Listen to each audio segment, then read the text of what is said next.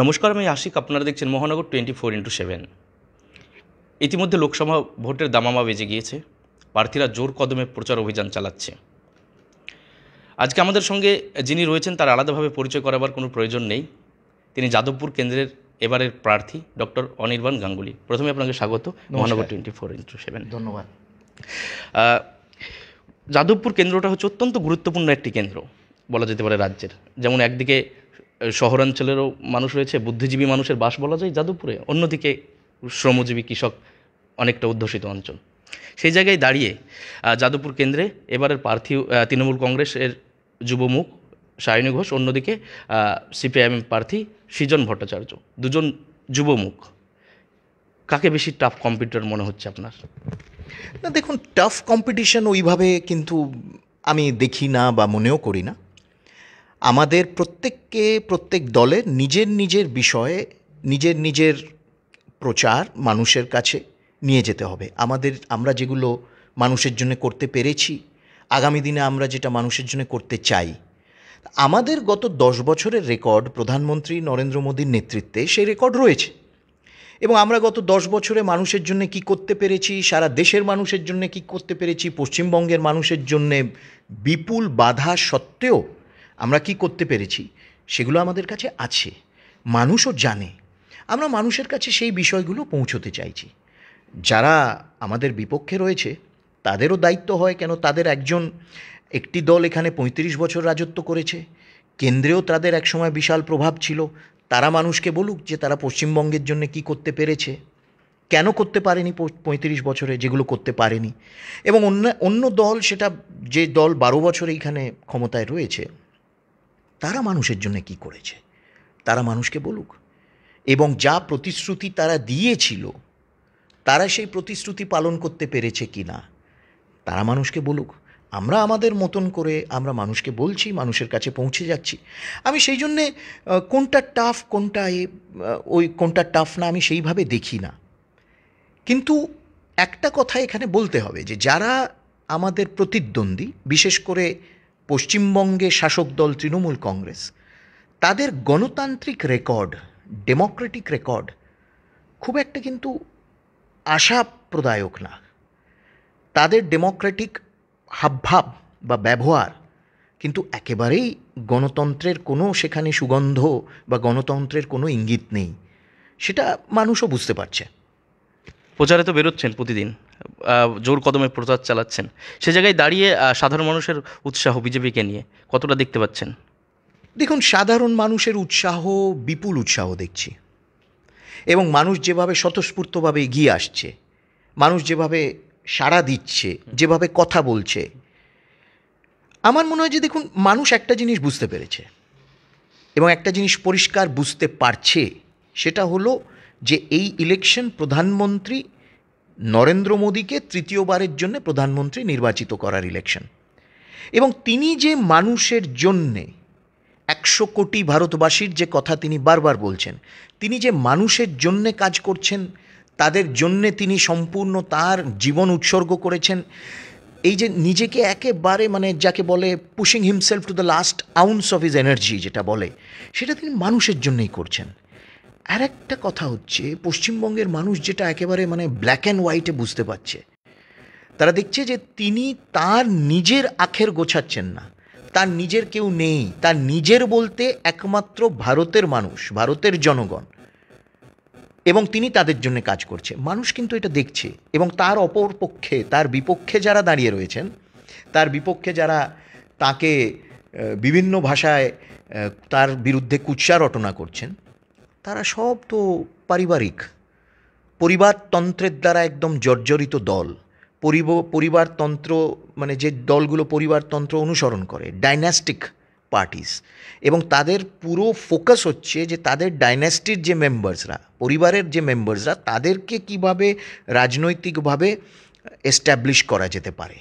এবং অন্যদিকে হচ্ছে মোদি। সেই জন্য মানুষ বুঝতে পারছে, সাড়াও পাওয়া যাচ্ছে সেইভাবে। সাধারণ মানুষ ঠিক কী কারণে আপনাকে ভোট দেবে? দেখুন, যাদবপুর লোকসভার একটা যে কথাটা আমি বারবার বলছি, মানুষও বুঝছে এই কথাটা, মানুষ ভাবছে এই নিয়ে, যে গত 2009 থেকে যদি দেখা যায়, যারা যারা তৃণমূল কংগ্রেসের প্রার্থী এখানে নির্বাচিত হয়ে এসছে তারা মানুষের পাশে দাঁড়ানোর তো দূরের কথা, কিন্তু তারা দ্বিতীয়বারের জন্য আবার এখানে সংসদ হিসেবে দাঁড়াননি। একদম 5 বছর করে, এবং 5 বছর তারা যখন নির্বাচিত প্রতিনিধি হিসেবে সংসদও ঠিকভাবে দেখা যায়নি তাদেরকে, তাদের সংসদে ঠিকমতো দেখা যায়নি। তারা তাদের performance as members of parliament, সেখানে তাদের খামতি, বিশাল খামতি রয়েছে। এবং ক্রাইসিসের সময়, দরকারের সময় মানুষের পাশে তারা দাঁড়ায়নি, এটাও পরিষ্কার। সেই জন্য বলছি একটা সুযোগ দিতে, ভারতীয় জনতা পার্টিকে একটা সুযোগ দিতে। আমরা কেন্দ্রে ক্ষমতায় রয়েছি এবং আগামী আরও 5 বছর নরেন্দ্র মোদী প্রধানমন্ত্রী হিসেবে থাকবেন। তিনি পশ্চিমবঙ্গের জন্য কাজ করতে চান, কিন্তু তার প্রতিনিধিদের লাগে তো, তিনি প্রতিনিধি চান পশ্চিমবঙ্গে, যারা তার কাজগুলো বাস্তবায়িত করবে, তার হয়ে যারা কাজ করবে এবং পশ্চিমবঙ্গের বিষয়গুলো সঠিকভাবে তার কাছে সেগুলো উপস্থাপনা করবে। সেই জন্য তিনি সেই ব্রিজটা খুঁজছেন এবং আমরা সেই ব্রিজ হতে পারি। সেই জন্যে বলছি যে একটা সুযোগ দিই ভারতীয় জনতা পার্টিকে। অন্য দলের প্রার্থীদের থেকে নিজেকে কতটা এগিয়ে রাখবেন আপনি? না, ভালোভাবে এগিয়ে রাখতে হবে এবং ভালোভাবে এগিয়ে থাকব। এবং এটা মানুষ সম্পূর্ণভাবে, যেহেতু মানুষের আশীর্বাদ রয়েছে। এবং আরেকটা কথা মনে রাখতে হবে, আমরা তো একটা ভারতীয় জনতা পার্টি একেবারে ইন অ্যান্ড আউট একটা ডেমোক্রেটিক পার্টি। আমাদের একটা পার্টি, ডেমোক্রেটিক পার্টি স্ট্রাকচার, আমাদের অ্যাপ্রোচটা হচ্ছে একটা ডেমোক্রেটিক অ্যাপ্রোচ। আমরা পার্টিটা চালাই ডেমোক্রেটিক্যালি চালাই পার্টিটাকে।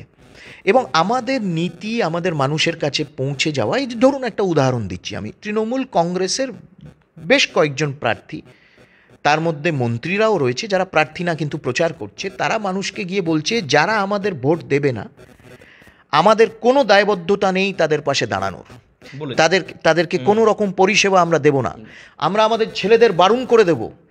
এই ধরনের একটা অগণতান্ত্রিক, আপনি দেখাতে পারবেন একটা বিজেপির প্রার্থী এই ধরনের প্রচার সারা দেশে করছে?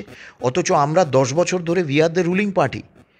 এবং সেই জন্য বলছি যে মানুষ এটা বুঝতে পারছে যে আমরা একটা গণতান্ত্রিক দল এবং আমাদের প্রচারটা গণতান্ত্রিক পদ্ধতিতে হবে। এবং আমরা মানুষের কাছে, কেন আমাদের জন্য ইলেকশন হচ্ছে গণতন্ত্রের উৎসব, it's a festival of democracy.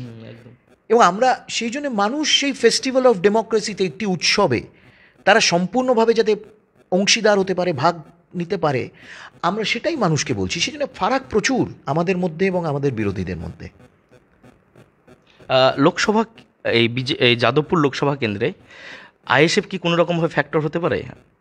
ওখানে একটা মুসলিম অধ্যুষিত এলাকা রয়েছে, সেই জায়গায় দাঁড়িয়ে কি মনে রাখতে হবে, দেখুন যে আইএসএফের বিধায়ক ভাঙড় থেকে, যেটা যাদবপুর লোকসভার কেন্দ্রের অন্তর্গত, এবং তিনি যে যাই বলুক কেন, এখানে একটা প্রচলন রয়েছে এই রাজ্যে যে শাসক দল বহির্ভূত যদি কোনো দল নতুন করে উঠে আসে এবং মানুষের সমর্থন অর্জন করে, তাদেরকে বলে দেওয়া হয় অমুকের বি টিম, অমুকের সি টিম, এরকম একটা তকমা দিয়ে দেওয়া হয়। আমার প্রশ্ন হলো যে আইএসএফের নিজস্ব একটা জনাধার রয়েছে, দে হ্যাভ আ বেস, তাদের একটা ম্যান্ডেট রয়েছে। তারা ভাঙড়ের মতন একটি জায়গায়, যেখানে বহু বছর ধরে তৃণমূল কংগ্রেস সন্ত্রাস চালিয়েছে, তৃণমূল কংগ্রেসের মার্কামারা হারমাদরা, তারা ভাঙড়ে সেখানে দখল করে রেখেছে, ভাঙড়ের মানুষকে সন্ত্রস্ত করেছে। উল্টো দিকে ভাঙড়ের উন্নয়নের জন্য কিন্তু গত 12 বছর কোনো পদক্ষেপ নেওয়া হয়নি, অন্তত আমার জানা নেই, বা আমি দেখছি ভাঙড়ের মানুষেরও জানা নেই যে তাদের জন্য কী নেওয়া হয়েছে। সেজন্য আমার বক্তব্য হলো যে আইএসএফের মতন দল জিতেছে, সে ভাঙড়ের তার জনাধার নিয়ে সে জিতেছে, এবং ভাঙড় হচ্ছে যাদবপুর লোকসভায়, এবং তার মানে তার যাদবপুর লোকসভায় আছে প্রভাব, সে করুক, সে ফাইট করুক। সব ফ্যাক্টর, সবাই ফ্যাক্টর। একটি গণতান্ত্রিক পরিবেশে all political parties are a factor, এবং তাদের একটা কন্ট্রিবিউশন আছে। আমরা কাউকে, মানে একটি পলিটিক্যাল পার্টি যেহেতু সে রুলিং পার্টির সাথে নয় বলে তাকে তাচ্ছিল্য করা, সেটা আমার মনে হয়। এই জায়গাতেই আসবো, আপনি যে বললেন যে তারা ফাইট করুক, তো যাদবপুর কেন্দ্রেও কিন্তু মুসলিম অধ্যুষিত বেশ কিছুটা রয়েছে, সেই জায়গায় দাঁড়িয়ে কিন্তু তৃণমূল কংগ্রেসকে কি কিছুটা এগিয়ে রাখবে? বিজেপি কিছুটা পিছিয়ে থাকবে, ব্যাকফুটে থাকবে ওখানে, কি বলবেন? দেখুন, আমাদের ব্যাকফুট ফ্রন্ট ফুটের কথা না, আমার কথা হলো যে গত 10 বছর যারা মুসলিম সমাজে, সংখ্যালঘু সমাজের যারা বুদ্ধিজীবী বা যারা চিন্তাশীল মানুষ, যারা চিন্তাভাবনা করে, তাদের বোঝা উচিত যে গত 10 বছরে প্রধানমন্ত্রী নরেন্দ্র মোদী সবার জন্য কাজ করেছেন। কোনো সম্প্রদায় ভিত্তিক কাজ হয়নি, কোনো বিশেষ একটি সম্প্রদায়কে তাদের কাজ হয়নি, এবং তিনি কোনো সম্প্রদায়কে ভোট ব্যাংক হিসেবে ব্যবহার করেনি। যা তৃণমূল কংগ্রেস বারবার এটা বলে থাকে, বা এই একটা সম্প্রদায়কে টার্গেট করে তিনি ভোট ব্যাংক তৃণমূল কংগ্রেস করার চেষ্টা করে সব সময়। সেই সম্প্রদায়কে, সংখ্যালঘু সম্প্রদায়কে তৃণমূল কংগ্রেস ভয় দেখায়, মানে আমি যেটা বলি মোদির জুজু দেখায়, মানে মোদিকে দেখিয়ে তাদেরকে একটা ভয় দেখানোর চেষ্টা করে। অথচ গত 10 বছরে আমরা যদি দেখি, কোনো কেন্দ্রীয় প্রকল্প কোনো সম্প্রদায় ভিত্তিকভাবে সেগুলোকে বাস্তবায়িত করা হয়নি, সবার জন্যে করা হয়েছে। 81 কোটি পরিবারকে যদি খাদ্যশস্য কোভিডের সময় থেকে নরেন্দ্র মোদী এনশিওর করেছেন, প্রান্তিক স্তরের পরিবার, তিনি তো দেখেননি যে এই শোনো শুধু সংখ্যালঘু পরিবারকে পাঠাবে না, খালি হিন্দুদেরকে খাদ্যশস্য পাঠাবে। তিনি বলেছেন, একবারের জন্য বলেননি। বাড়ি আবাস যোজনার যে বাড়ি হয়েছে সবার জন্য হয়েছে। মানে ধরুন এই যে এই পুরো এলাকাটায়, মানে সোনারপুর, এই পুরো, আমরা যদি এখানে দেখেন যে জল প্রকল্প, মানে জলের যে জল সরবরাহের জন্যে যে প্রকল্পের প্রায় 500, মানে অমৃত জল প্রকল্পের অধীনে 520 কোটি টাকা যেটা এসছে, এবং সেটা সোনারপুর সহ যাদবপুর লোকসভা বিভিন্ন এলাকায় যাতে পানীয় জল পৌঁছানোর কাজ শুরু হয়েছে, অলরেডি হয়ে গেছে। মানে বারুইপুরে, আমাদের বারুইপুর বিজেপি পার্টি অফিসের উল্টো দিকেই সেখানে বোর্ড লাগিয়ে পরিষ্কারভাবে সেখানে রয়েছে যে এখানে রিজার্ভার, ওয়াটার রিজার্ভার হয়েছে জল সরবরাহের জন্য। এই এলাকার জন্য 520 কোটি টাকা বরাদ্দ হয়ে কাজ শুরু হয়ে গেছে। মোদি কি বলেছে যে আমি ভাঙড়ে জল পৌঁছাবো না, আমি খালি বারুইপুরে পৌঁছবো বা সোনারপুরে পৌঁছাবো বা আমি টালিগঞ্জে পৌঁছাবো? তো বলেননি। তা আমার কথা, সংখ্যালঘুদের তারা পরিষ্কারভাবে দেখতে পারবে যে তিনি গত কয়েক বছর, এই যে 4.5 কোটি আবাস যোজনার বাড়ি হয়েছে, কাদের জন্য হয়েছে? সব প্রান্তিক স্তরের মানুষ, সে যে সম্প্রদায়ের হোক না কেন। এবং লাস্ট যেটা ভাবা উচিত, কেন আমিও ভাবি, অনেকে ভাবে, অনেকে প্রশ্ন করে আমাকে, যে যদি মোদি এতটাই অ্যান্টি সংখ্যালঘু বা অ্যান্টি মুসলিম, যদি মোদি মধ্যপ্রাচ্য, যেটাকে আমরা মিডল ইস্ট বলি, মিডল ইস্টের সব দেশ, দুবাই থেকে, আবুধাবি থেকে, কুয়েট থেকে, সৌদি আরব থেকে সুসম্পর্ক রয়েছে। এবং আমি তো বলবো যে স্বাধীনতার পরে এত ভালো সুসম্পর্ক মধ্যপ্রাচ্যের সাথে ভারতবর্ষের কোনো দিন আগে হয়নি। কাতার থেকে তিনি ছাড়িয়ে নিয়ে এলেন ভারতীয়রা যারা সেখানে মৃত্যুদণ্ড হয়ে গেছিল, ফাঁসির আদেশ হয়ে গেছিল, সেখান থেকে মৃত্যুর মুখ থেকে তাদেরকে বার করে নিয়ে মোদি চলে এলেন। তা আবুধাবিতে, দুবাইতে হিন্দু মন্দির, প্রথম হিন্দু মন্দির স্থাপনা হলো, সেখানে শেখ আল নায়ান মোদিকে বলেছেন আপনার কত জমি লাগে আপনি নিয়ে নিন। কি করে? তিনি যদি এত অ্যান্টি হতেন তাহলে তো এরা এখানে নিয়োগ করতো না, বিনিয়োগ করতো না। আমি তো উল্টে বলবো, বিনিয়োগ মধ্যপ্রাচ্য থেকে গুজরাটে যাচ্ছে, কর্ণাটকে যাচ্ছে, মধ্যপ্রদেশে যাচ্ছে, পশ্চিমবঙ্গে আসুক না একটু। এবং পশ্চিমবঙ্গের সরকারের উচিত মোদিকে বলা যে আপনার মধ্যস্থতায় আমরা চাইছি যে আমাদের মধ্যপ্রাচ্য থেকে পশ্চিমবঙ্গে আরও বেশি করে বিনিয়োগ আসুক। করছেন না, খালি ভয় দেখাচ্ছেন। বিজেপি ক্ষমতায় এলে মুসলমানদেরকে তাড়িয়ে দেবে, বিজেপি ক্ষমতায় এলে তাদেরকে ক্যাম্পে পাঠিয়ে দেবে, এই সব কথা তিনিও জানেন এগুলো মিথ্যে। কেননা যিনি বলছেন তিনি জানেন ইলেকশনের মরশুমে একটু এইসব প্রলেপ লাগাতে হয়। গোবেলসের মতন, হিটলারের একেবারে ডান হাত ছিলেন গোবেলস। তো আমার মনে হয় যে যারা চিন্তাশীল তাদেরকে অ্যাপিল করব, তারা বুঝতেও পারে যে আপনারা এইসবের মধ্যে ঢুকবেন না। মোদি একেবারে 100 কোটি মানুষের জন্য কিন্তু করেছেন কাজ। বলা হয় যে দক্ষিণ 24 পরগনা হচ্ছে তৃণমূল কংগ্রেসের শক্ত ঘাঁটি। সেই জায়গায় দাঁড়িয়ে আপনি গত বিধানসভায় 2021-এ আপনি বোলপুরে লড়াই করেছিলেন, এবার যাদবপুর থেকে লড়াই করছেন বিজেপির হয়ে। তো তৃণমূল কংগ্রেসের যদি শক্ত ঘাঁটি হয়, এই শক্ত ঘাঁটিতে পদ্ম ফুল ফোটানো সত্যি কি কঠিন না সহজ? কি বলবেন, কি মনে করছেন আপনি? পদ্ম ফুল ফুটবেই, এটা অনিবার্য। পদ্ম ফুল পশ্চিমবঙ্গে ফুটবে, এটা অনিবার্য। পশ্চিমবঙ্গকে একসময় বামদুর্গ মনে হতো, সেই বাম দুর্গ ধসে গেল। তারপর বামেদের জায়গায় যারা এলো তারা তো আর বামেদের মতন ওই রকম তাদের দলের স্ট্রাকচার হোক এইসব নেই। কোনো রকম একটা কিছু তারা দাঁড় করিয়েছে, গায়ের জোরে, পেশি শক্তির জোরে, দখল করে, ভয়ে দেখিয়ে। এও ধসে যাবে একদিন। এবং সেই জন্যে আমরা যদি 2014 সাল থেকে দেখি, ইনক্রিমেন্টাল বিজেপির মানে বিজেপি এক্সপ্যান্ড করেছে, স্প্রেড করেছে পশ্চিমবঙ্গে। কেন করেছে? মানুষ চেয়েছে বলে।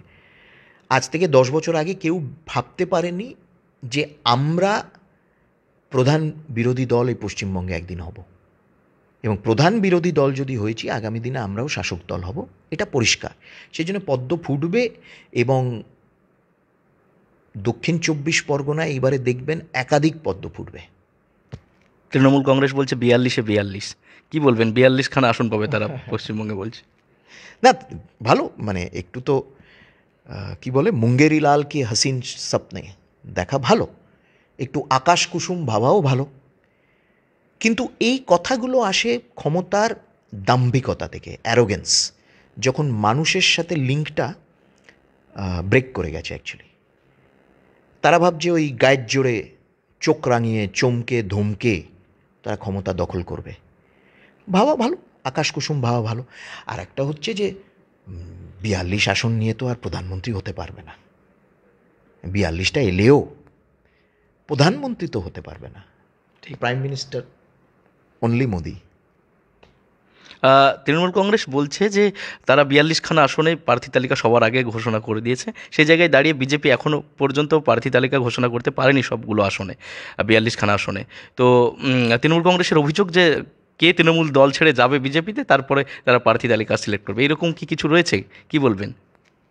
কি হয়, আপনি দেখবেন অল ইন্ডিয়া তৃণমূল কংগ্রেস লেখা, ওটা কিন্তু ভুয়ো, ফেক। কেন? ওটা আঞ্চলিক দল। অল ইন্ডিয়া স্ট্যাটাস বাই হয়ে গেছে। গোয়াতে চেষ্টা করলো, মণিপুরে করলো, মেঘালয়ে করলো, আসামে করলো, এখন উত্তরপ্রদেশে। যতবার চেষ্টা করেছে অল ইন্ডিয়া স্ট্যাটাস বাই হয়ে গেছে। এবার আঞ্চলিক দল, তাদের তো আর বেশি মাথা ঘামাতে হয় না, যদিও তারা মনে করে তারা all India national general secretary একজন আছেন ডায়মন্ড হারবারে, ও আবার all India national general secretary, মানে আঞ্চলিক পার্টির আবার national general secretary.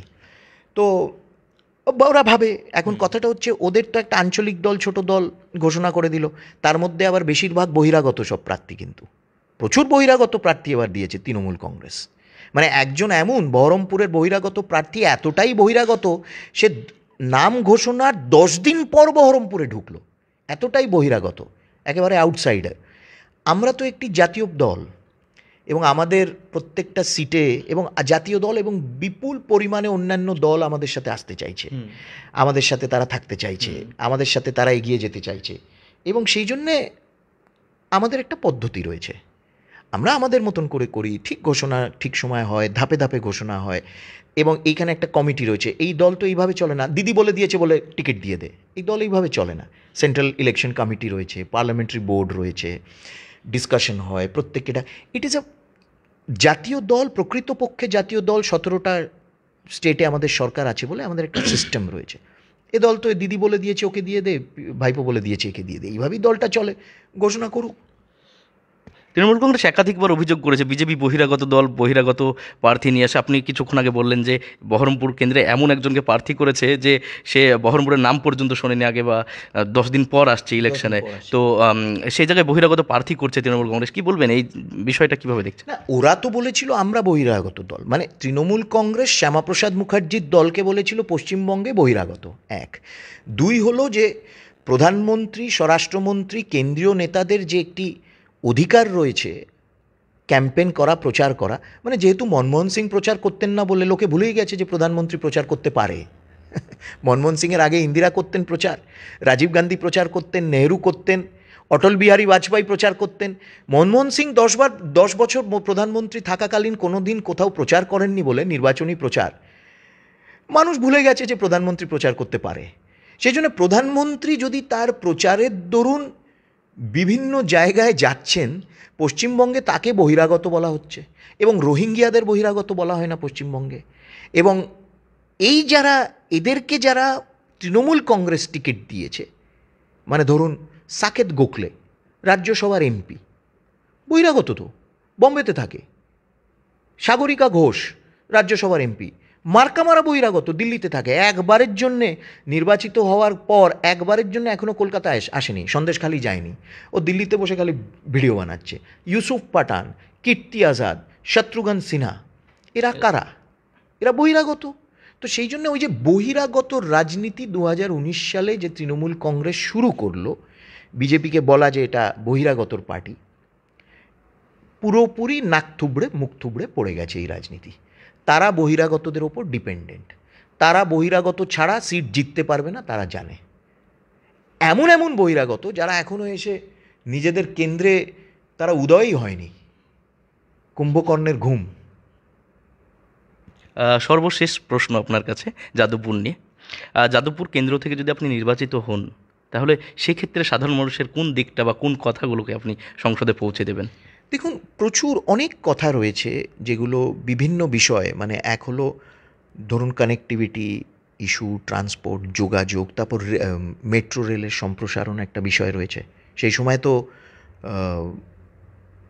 Mamata Bandyopadhyay সেই সময় বলেছিলেন বারুইপুর অবধি নাকি